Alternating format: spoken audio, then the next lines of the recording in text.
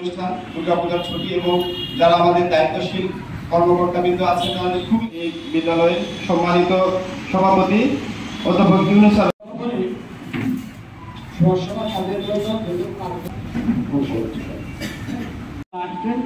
জানেন যে সন্তানকে কিভাবে মানুষ করতে পাশাপাশি এই স্কুলের বিষয়ে আমরা আমাদের বিশেষ করে বাবা মাদের ভূমিকা রাখতে হবে। গার্জিয়ান পক্ষে যারা আছেন, অভিভাবক আছেন, এই মাদকের বিষয়ে প্রথম তাদেরকে এগিয়ে আসতে হবে। মাদকের অপব্যবহার থেকে দূরে থাকি এবং জেলা কার্যালয় নওগাঁকে এই সুযোগ তাদের প্রোগ্রাম একটি সচেতনতামূলক প্রোগ্রাম, মাদক বিরোধী প্রোগ্রাম। আপনারা জানেন যে আমাদের সমাজ ব্যবস্থায় বিভিন্ন রকমের অপরাধ জড়িত।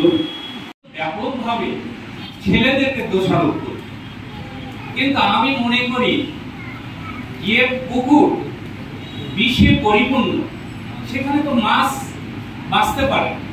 কিন্তু একটি কথা বলতেই হয়, আসলে বড় বট গাছের নিচে ছোট গাছ হওয়া কিন্তু অত্যন্ত কঠিন। আমরা সঙ্গে দুটো জিনিস দেখছি, অভিভাবক সমাবেশ সঙ্গে মাদক বিরোধী অভিযান সমাবেশটা আমার কাছে খুবই ভালো লেগেছে। মাদকের বিষয়টার সঙ্গে অভিভাবকদের সচেতনতার প্রশ্নটা অনেক জরুরি।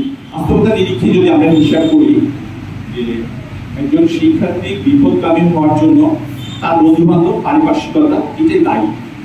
এগুলো যখন প্র্যাকটিস এই মাদক নিয়ে বা আমাদের যে অভিভাবক সমাবেশ নিয়ে আমি আসলে ধন্যবাদ জানাই। আপনার নিজেরও যায়, তারা সবাই এখানে আছে, গুরুত্বপূর্ণ দিক।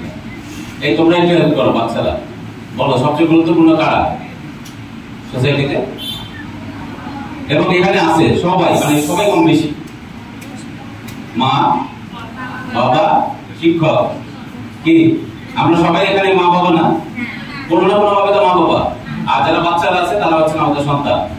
কি আর শিক্ষক আছেন কিনা?